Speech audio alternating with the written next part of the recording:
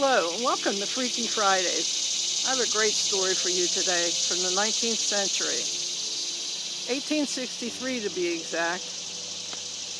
And it seems like people back in that time period enjoyed a good ghost story as well as we do today. So here goes. Down in Cold Creek, Maryland, there was a couple named Asa and Rose Wilkerson.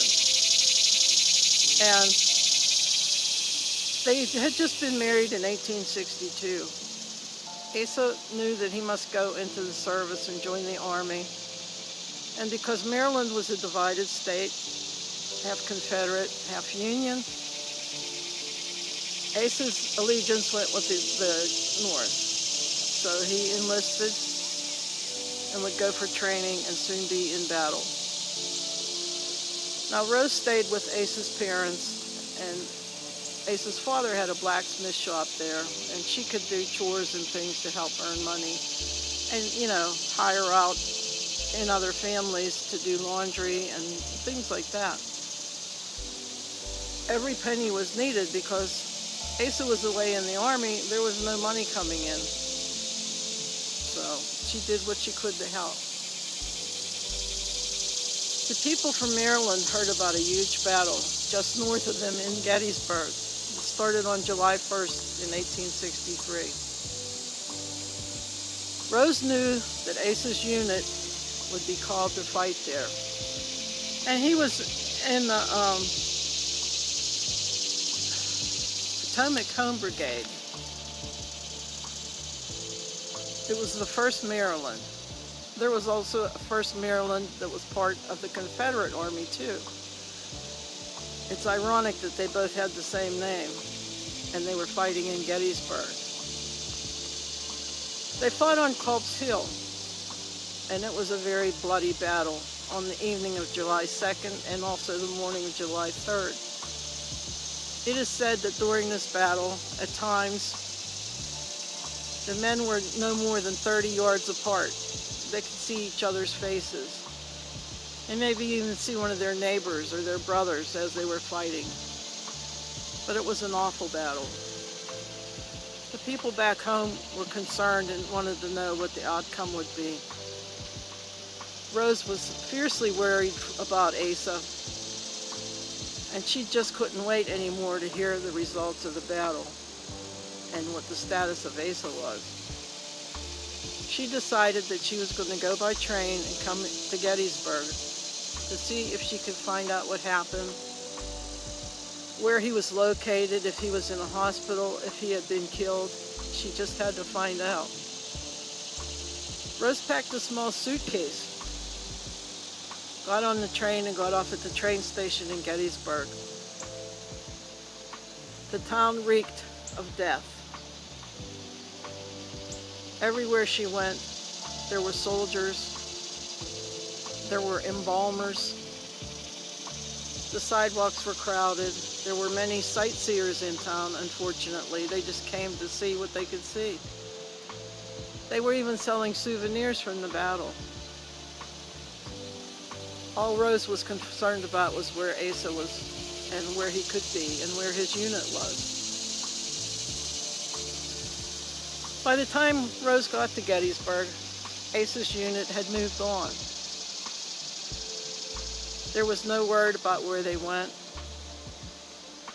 or who died and who was remaining, so she had to go and search for things herself along the way. After a few days, she began to see how quickly her money was going. She didn't have much money to begin with, but she needed money for meals, and she needed somewhere to sleep beside a bench on the sidewalk. Times were very hard. Rose checked in at the local almshouse. Now, for you that don't know what an almshouse is, it's an institution that takes in people who are very poor, very sick, mentally disturbed, that kind of thing. And sometimes the almshouse would take you in if you were a transient and you needed a place to stay. They would give you a meal and a place to sleep, nothing fancy, But Rose checked into this, and they would be glad to have her for a short time period. Help was always needed in the kitchen and the gardens. And they took Rose in, but she really worked. She had to work from very early in the morning till after supper in the evening. The only time she had free to go looking for Asa was after the meal time in the evening. And she didn't have much time until it got dark. Every day, Rose did the same pattern. She got up, she worked in the garden, then she went into the kitchen. And they worked her hard. But it was to be expected. There were many people to be taken care of. Rose checked in at the train station often for any news of discovered bodies or new graves. She left her name at the train station, but there were many widows who came to town looking for their husbands. There were too many people in town at the time, and it was mass confusion for the most part. Rose would walk up Baltimore Street, up past Evergreen Cemetery and into the National Cemetery, just about every day. And she would read the markers on the graves. They weren't the permanent markers, but at least they were marked with wooden planks. And so far, she never saw Asa.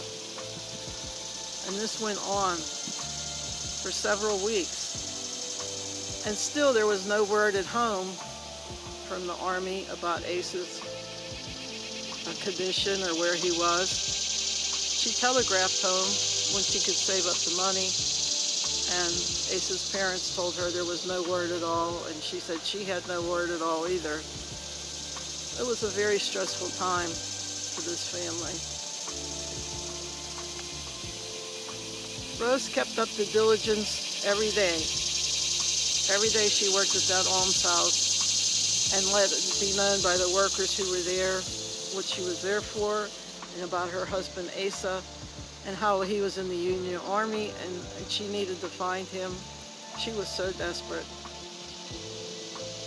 She began to get weary and people noticed her. She was losing weight.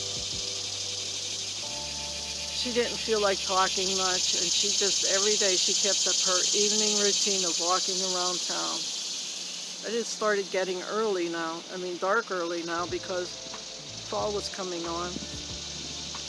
And she got a candle lantern, and she would walk around town, looking for Asa, looking in the National Cemetery, asking any passerby if she knew who Asa was or where his unit was. Nobody had an answer for her. Finally, Rose left the almshouse. No one knows why, but they noticed a change in her and she had become a different person. Very sad, very lonely, and very thin. She wasn't eating right at all. And the people that had known her and really liked her became, concerned for her condition. But she didn't say anything. She just said, I have to go. That's all she said is, I have to go. No one had seen Rose for a good while. And then suddenly they saw her in the evening, walking with her candle lantern into the National Cemetery. They didn't stop to speak to her because they were too far away, but they knew it was her because she was the only woman that would go into that cemetery at night looking for her husband. Such a sad story. People of town found a shed that was located over by Menchie Springs, not too far from the cemetery at that time. There were farmland out there. And people from town would have gardens and things, so there was some kind of a gardening shed in that area. It seems like Rose found a place to stay because when the townspeople went into the shed, they found a shawl and a Bible with a photo of Rose and her husband, their wedding photo, inside the Bible. They never saw Rose again. They don't know what happened to her. It's doubtful that she left on a train. It's doubtful that she went anywhere without that Bible in her shawl. She was never seen again, and people wondered what happened to her after all those years. Now for the rest of the story. When I started working for the Ghost Tour group, I heard about this story from a guy who worked there, and he had been a guide for a very long time, and it was one of his favorite stories. And he was telling me that when he had a group of people one night, he had them lined up by the Gettysburg Tour Center. This is where you get the buses to go on the bus tours in Gettysburg. And there's a rock wall over there, and he would have people sit at the rock wall, and he would start telling his stories. And behind him, as he faced the people at the wall, he was facing East Cemetery Hill. And he could see all the monuments and things up there. And this was on a very late night tour, after 10 o'clock. And he looked up on top of Cemetery Hill as he was talking, and he saw a figure, all dressed in black, carrying a candle lantern, just walking in the direction of the cemetery. He said he got chills all over his body, and he thought of Walkin Rosie right away. So I guess she still haunts East Cemetery Hill and the National Cemetery, looking for her beloved Asa. I hope you enjoyed this story. Please come back and join me every week for Freaky Fridays, and tell your friends about us. Take care. Bye-bye.